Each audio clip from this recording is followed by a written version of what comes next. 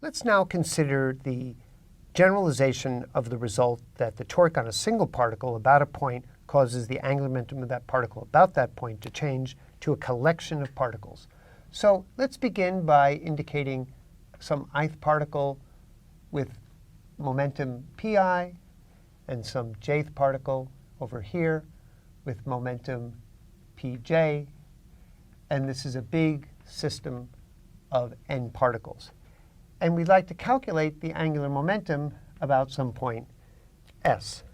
So that angular momentum will consist of the direct product of the vector from s to the ith particle and the direct product of the vector rs to the jth particle.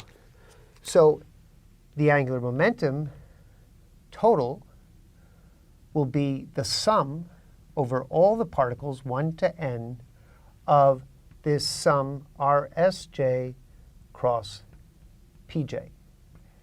Now, what we'd like to do is, again, as before, take the time derivative of this angular momentum. We have the sum. J goes from 1 to n. We have two derivatives here by the product rule, cross pj, plus the sum j goes from 1 to n of rsj cross fj,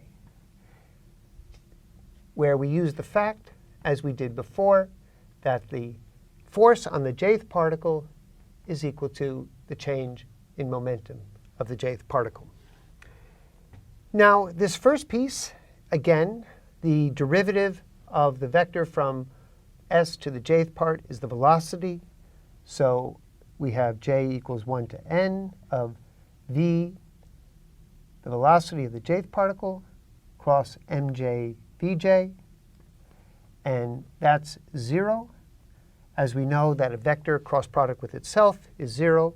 And this piece in here, now we have to be a little bit careful, but rsj cross fj is the torque on the jth particle.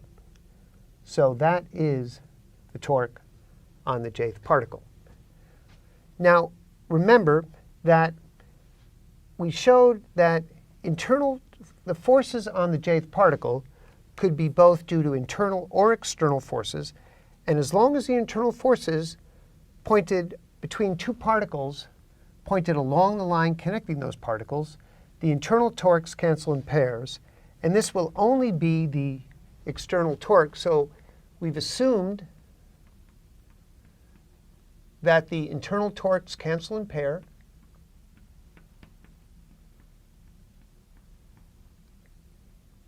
And that has to do with an assumption about the direction of the internal forces.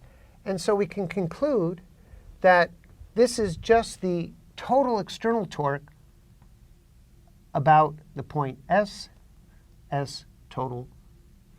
And we'll drop that total, and we'll conclude that the torque for our system of particles just causes the angular momentum of the system of particles to change. The calculation is exactly like the single particle, with a few subtleties that have to do with internal torques canceling in pairs.